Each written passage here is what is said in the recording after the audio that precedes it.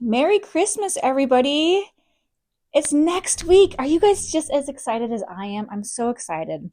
Today, we are going to be talking about how Christmas has become too crazy. Am I the only one who feels this way?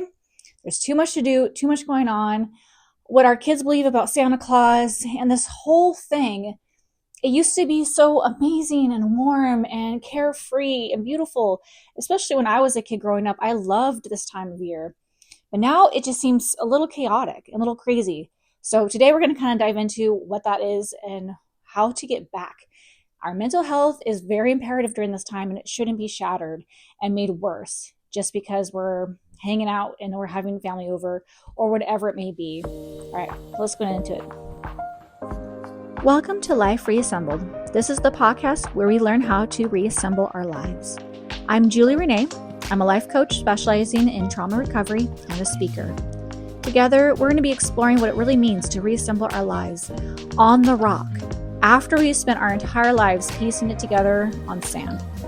Here, we're going to talk about healing the mind, renewing the spirit, and organizing the parts of our lives that were once overwhelmed by complete chaos. Each episode is a space for reflection, faith, and practical steps for living with peace and intention. So, take a deep breath with me, settle in with some warm coffee, and let's begin reassembling our lives, piece by piece, together. The to-do list during this time of year can seem completely endless. You have many dinners to go to, all these events to attend, family you have to shop for, money you have to spend that you don't really have, and it just becomes this insane tradition, sadly, that was kind of formed from just the world's view of how we do this holiday. It turned into something further than I think what was intended, especially for those who just enjoy the holidays, enjoy the movies, enjoy the cocoa. And it seems like every year there's a new tradition coming up. We got Elf on the Shelf now. We have the movie Elf. But there's like still the nostalgic movies that from the past. And it's like, how do you have time to do all these things and still have like your mental peace and everything going forward? And there's people who celebrate Christmas as the tradition of when Jesus was born, even though a lot of people believe that he wasn't born until the springtime, but they're kind of basing it off of when they think Mary was pregnant and going off of that. There's all these different things and structures that are in place. And it's just like, where do we begin? How do we find this mental peace? And with Christmas just a week away, and then it rolls right into New Year's and then the new year, there's just a lot going on. And so we have to just kind of dial it back, go back to what we really need. And we have to be careful of the pressures from the outside when we're still working on the inside. So you may have the family pressures to be here, to do this, to buy this present for these people. And fair enough. Absolutely. However, there's ways of going about that. And it really depends on your situation. But let's just say you feel very obligated to buy a present for your cousins and your parents and your grandparents and all this and that. But you are kind of, maxed out on your spending, and you know that rent's going to be coming up on the 1st anyway. So how do we combat this? The best way to do it, honestly, is to make something. If you have any type of skill, or if you're starting a new skill, this is a great gift, is your time. To put something together and to spend time on it is a wonderful, beautiful way to honor somebody. Doing something homemade, or anything like that is also a beautiful way to show your love and appreciation towards that person. You're putting thought into something that they want, something that you're contributing, and it's so much more meaningful than just buying something from the store that they're just going to look at and go, oh, thank you so much, and then put in their closet. Like, that's a lot of money and time spent for them not to even really appreciate it. But if it's something more from the heart, it's most likely going to stay in their lives for a lot longer. And that's the goal, especially if you're on a very tight budget. Now, there's people who have all the money in the world and they'll do all of that, and God bless them for it. And then they're going to be calling me at the end of the day to be like, hey, we need to organize all of our stuff and get rid of all these things because we just collected too much stuff. So I'm happy with that situation also. But the important thing, honestly, is the mental health during this time. We really have to stay grounded throughout all the chaos. We can feel so overwhelmed because our expectations of what we need to be doing during this time of year can get kind of muddled with what the world is telling us to do, what our family is telling us what to do. And so I encourage all of you, if you're feeling stressed and overwhelmed during this holiday season, is to really what do you need during this time? What makes you satisfied during this time that is good for you and for others? If you need to create that space, create your own traditions, create that, I'm going to say space again, because really what it is you're creating that space where you're like, no, we're going to do this, I'm going to do that, and be respectful of what other people want to do, but make sure that you're voicing your own concerns and expressions and what you need to provide. There was years that I didn't provide any Christmas gifts for my family because money was pretty much in the negative for so long. And so I went through a lot of years. I just showed up and I smiled and I was just with my family, and nobody cared. Nobody really cared that I wasn't able to bring gifts. Or you can buy maybe something from the store or make something that's food related and you share it with everybody, like a very special traditional cake or a pie or, whatever, that's something that's meaningful to you and can feed all the people. And you have to think about all those who don't have anything, who don't have much. So whatever you have is more than other people have. There's always a person in a worse situation than where you're at, which is so mind-blowing, because at what point does the person who has absolutely nothing, where does it end? And I'm thinking too, sometimes those who have less are more grateful than those who have more. This is a great time to really just kind of dig down and check our hearts, check our situations. And a great tradition that I've been seeing actually online, which is super easy to do, is to go through all of your stuff, have your kids go through all their toys, and to donate it. Now, we're going to roll into Santa Claus right now, because a lot of times those families, what they do is they have all the kids kind of collect toys that they don't play with anymore, things they want to give to other kids. They kind of put that together and give it to Santa Claus, and then he trades it out for newer stuff. So I understand the concept of it. And those who are doing the whole Santa Claus thing, I get it. However, what are we doing when it comes to Santa Claus? I really want to roll into this right now because it's breaking my heart.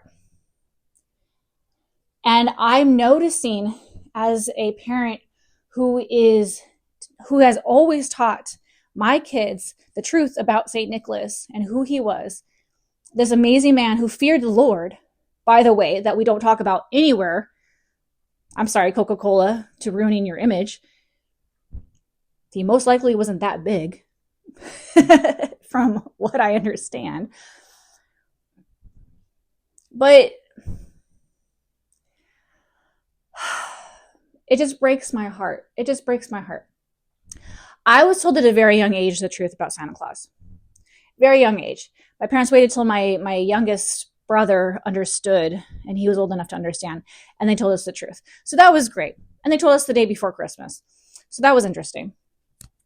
However, I really hated the fact that I believed in it and then was told the truth and then didn't believe in it anymore. That was kind of interesting. A lot of kids find out the hard way. They grow up to a very much older age, and then they find out the truth. And then it's heartbreaking. It's so sad. And it's just why are we lying to our kids in the first place? And it's there's no middle ground. Are you kidding me? You're kidding me. So now I'm not anti-Santa Claus, the image of it or whatever. I think we worship it a little too much. And I think that a lot of times people replace, especially children, it's this idea in their head that it replaces God. He watches you when you're sleeping. He knows when you're awake. He knows if you've been bad or good. So be good. It's this fear too. I have to be good for Santa Claus. And it's this whole idea of I'm only going to get something if I'm good. And it's so sad. And it deprives these children of the truth. And they grow up Now, I remember when I was like, I had to be 7 or 8, and my friend was also the same age. And she, honest to God, still believed in Santa Claus. And it just broke my heart because I'm like, okay, this is not really my place to tell her, because like this my poor friend, but like, oh my gosh, why are her parents telling her like these lies? Like, at what point do we like tell them the truth? And there's all these movies about parents deciding like, oh, should we not tell them? Should we tell them? Should we not tell them?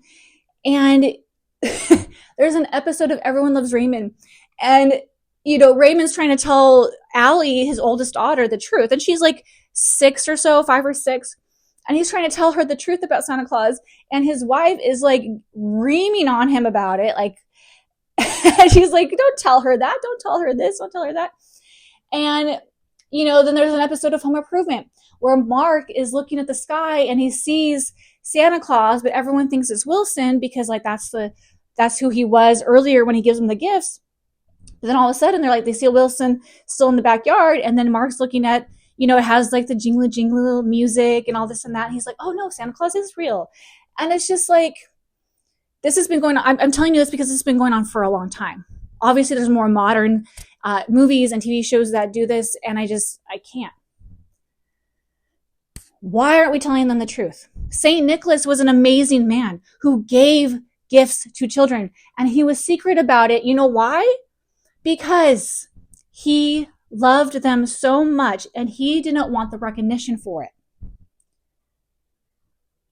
And so I believe that we should be honoring the traditions that he set forth, because it's a beautiful tradition to give to those who are in need. And oddly enough, he was actually giving a lot of poor kids coal. Believe it or not, because it was cold and they needed to be warm. And so coal was actually a beautiful gift. And it's like so messed up now, because like if you get coal, then you're been bad and you need toys. Like, no, you don't need toys. You need food and shelter and clothing and a warmth, right? So parents, we can do this. We can do this. So I suggest, and pray about it, I suggest telling them the truth about who Santa Claus is based after, who he represents, and the truth about the actual Santa Claus character. Because even though I believe there might be a spirit behind that, possibly, it's good to understand, like, okay, the traditions of giving gifts kind of started with this, and we love that, and we can practice that if you want. However, when we see the image of Santa Claus, we need to understand that it is commercialized, that Coca-Cola started this back in the day, and it is an image and a character that we do not worship, that we don't try to leave cookies out. I'm sorry, we are leaving milk and cookies out? Kind of sounds a little bit like we're paying homage. Is that just me, or like, do you guys see what I'm talking about? Why I think there's a spirit behind this. Carrots out for the reindeer. I'm sorry, I didn't know that reindeer weren't real until I was an adult, because I always thought reindeer were part of the whole Santa Claus make-believe thing. I didn't know reindeer were real. Yes, they're real, but hey, they just don't fly. They're not magic fairies in any way. And so as long as your kids can know the truth about it, they can see Santa Claus as like, oh, okay, this is just for fun. This is just for pretend. What is wrong with that? What is wrong with telling children the truth about this? And let that be fun enough. Let the elf not be a real elf, and he's sneaky and he does all these things, and he's part of Santa Claus's little crew. I think elves are just not from God either, but that's up to you guys to discern about. Oh, sorry, I get really upset when it comes to this thing, and the kids get so confused, and then they can't talk to other kids about it because it's like so delusional. And then like you get kids arguing and fighting over like, no, Santa Claus is real, Santa Claus is not real. Like, why does he have to be real? sorry, I'm like really upset about this. Really upset about this. Children should know the truth. If you want your children to trust you, tell them the flippin' truth. Why is that so difficult? Don't be mean about it. Don't be like, oh, Santa Claus doesn't exist. Santa Claus is not real. Okay, good night. Bye. No, no, no, no, no, no, no, no, no. Tell them the truth. Why this character exists in the first place. He's based off of this wonderful man who did these wonderful things. And now in celebration of what he did, we kind of can carry on the tradition. And it has gone a little bit above and beyond of what it really is because it makes money. Ta-da! And guess what? It's the truth. It doesn't hurt anybody's feelings. And then it gives them the opportunity to make discernment and judgment about how much they want to participate in the whole Santa Claus thing. But do y'all want to take pictures with this guy and your kids are screaming and crying because that's a stranger. And I'm sorry, how much background checks do they do on these guys that are having thousands of children sit in his lap? Parents, wake up. Have discernment. It is not imperative that you have your kid have a picture with Santa Claus. Who flippin' cares?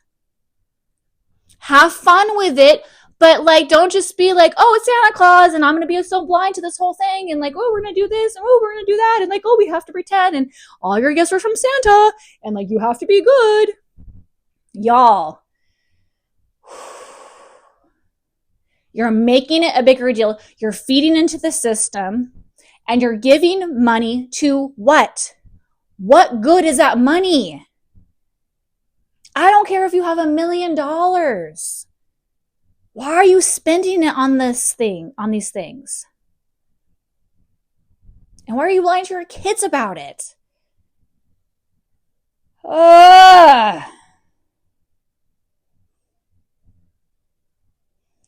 You want your kids to have mental health. Mental health. Don't lie to them. Don't put these deceptions into their brains.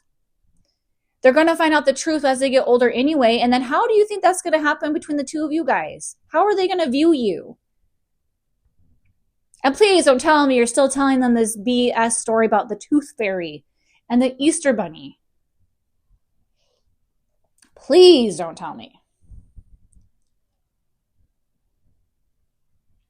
Now, I'm all for like movies that have them in there. The Rock is the tooth fairy in a movie. I've never seen the movie, but like, okay, that's funny because obviously it's so out of like the norm of like who he is and what he represents. And that's like the tooth fairy. It's silly and funny. But again, I haven't seen the movie. So I don't know how much magic is in there, but it's a fairy. So I can only imagine.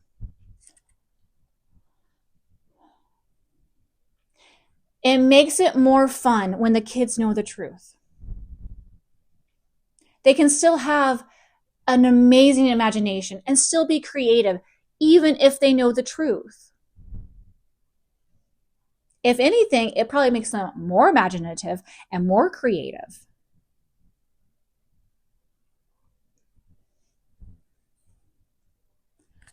We need to simplify Christmas. And part of that is bringing truth to the table. Keep it simple. You want to add all these things, you want to add all this stuff, and it's too complicated. It's too overwhelming. You're spending how many hours putting up Christmas lights? You're spending how many hours taking it off? How much money is going into all the decorations and this and that? And I am an event planner. I love decorations. I love setting things up. I love having the events. And guess what? Then you got to tear it all down when it's over. So there is a time and a place. I'm not anti these things. What I'm saying is, how much are you spending and acknowledging what you're spending? If you are aware of how much money you're spending on Christmas, how much time you're spending on Christmas, how much energy you're spending on Christmas, and you are in agreement with those things, awesome. Does that make sense? Like, I'm trying to make sure that you guys understand where I'm coming from. I'm not anti these things. I'm anti the blindness. I'm anti the unawareness. I'm anti not understanding what we're doing.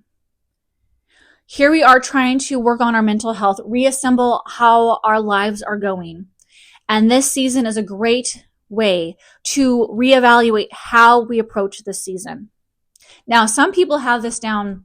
They're like, we're making it simple. We're doing this. We're doing that. We're going here. We're going on vacation. We're not even celebrating Christmas. We're doing this. Awesome. But you're aware of it. And that's what makes mental health so imperative, is being aware. But if you're stressed about this season and you cannot wait for it to be over, what fun is that? And then why are you even participating? Does that make sense? I'm hoping I'm getting through to you guys. It's okay to slow down. It's okay to say no. It's okay not to go to dinner parties. It's okay if they don't like you afterwards.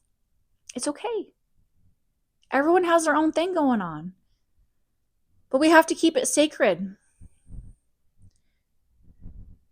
And for those who do honor Jesus Christ as our Lord during this time, because hey, it doesn't matter which day we celebrate it. It doesn't tell us in the Bible exactly, hey, he was born on this exact date, right?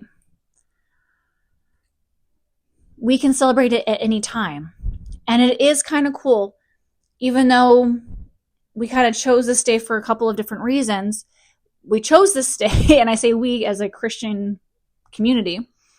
And what a wonderful time to celebrate that. And it's kind of cool because we're all celebrating the birth of Jesus together. So I really do like that, and I do appreciate that.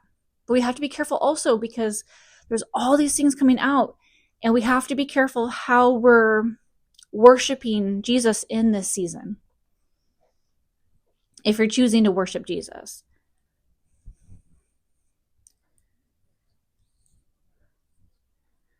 My heart goes out to you guys in regards to your mental health during the season, because it can easily, without you knowing, get taken away from you.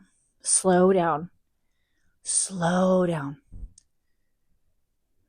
Figure out where your priorities lie when it comes to this season. And be okay with not doing things that you used to do. If you've been putting up lights for 10, 15 years, that's your thing. Your house is the house. It has all these lights on. And you decide this year, you know what? I'm okay not doing it. Awesome. If you've never put lights up before, and this year you want to start, awesome. Just be aware. Self-awareness is going to get you guys through this holiday so much easier. So much easier. But set your boundaries for yourself first and gently communicate that with others as needed. And just have fun with this time. And there might be some of you guys who are not going to enjoy the holidays. Maybe this time represents a really hard time in your life. Maybe somebody died. Maybe somebody got sick. Maybe this is the first Christmas you're spending without somebody special. So this season could be a reminder of how hard it's going to be to get through this day. My prayer and my heart goes out to you now for that as well. But the more that you associate mentally and physically with reminding yourselves of what you don't have, what is lacking during this season, it'll be harder to do that again the following year, and so on. Do not create a Christmas tradition of pain and sorrow and sadness. Do not let that be created in your hearts. Do not open yourself up to, this season's going to be hard. This season is going to be sucky. Don't become like the Grinch. I do like that story because he associated Christmas with a lack of family. He didn't receive this love that everyone else got, that he saw. We sometimes can become Grinch-like without even realizing it. We can become like Scrooge, and you associate Christmas with negative feelings and emotions. And fair enough, things happen. Holidays can be absolutely very difficult. So my encouragement to you is to find something good and hopeful. If you do believe in Jesus, that's hopeful, to celebrate his birthday. If that's all you can do, to get through this year, to get through this holiday season, make Jesus a cake, sing happy birthday to Jesus, and have that intimacy with him during this time. Thank him for coming to this earth to save us, and how he came. He came as an innocent baby who had to be taken care of. So beautiful, absolutely beautiful. When we're focused on ourselves and what we lack,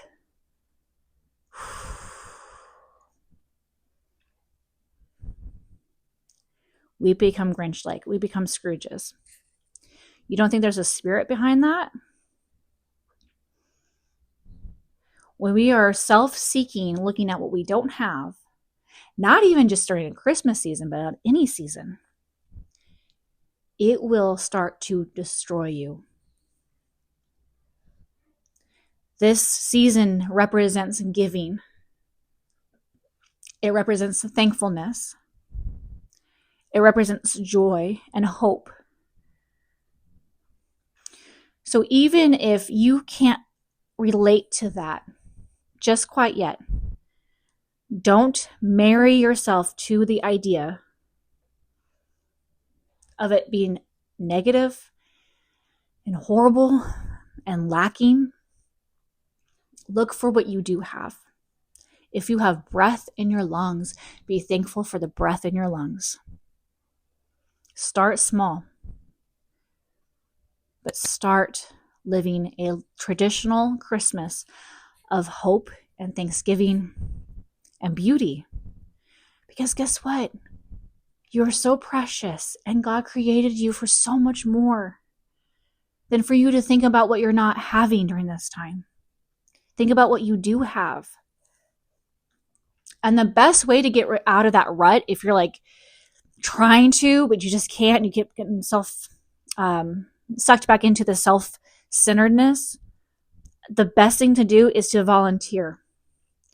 There's tons of places, wherever you're at, there's going to be tons of places to volunteer during this season.